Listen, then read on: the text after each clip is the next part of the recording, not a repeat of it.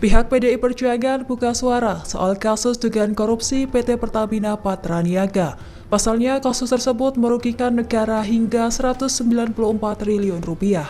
Sebagai partai yang pernah menempatkan Basuki Cahayapurnama alias Ahok di jajaran petinggi Pertamina, PDIP siap buka-bukaan terkait dugaan korupsi tersebut. Juru bicara PDIP Ciko Hakim memastikan bahwa Ahok sangat antusias untuk memberikan keterangan jika diperlukan oleh penyidik. Tanggapan ini muncul setelah sejumlah pihak mengaitkan Ahok dengan dugaan masalah tata kelola minyak di Pertamina. Menurutnya, hal itu merupakan kesempatan bagi Ahok untuk membantu penegakan hukum. Selain itu, PDIP menilai Ahok memiliki kredibilitas, integritas, dan pendirian moral yang lebih tinggi. Lantas, PDIP menegaskan komitmennya untuk menjunjung supremasi hukum dan penindakan yang transparan. Download Tribun X sekarang, menghadirkan lokal menjadi Indonesia.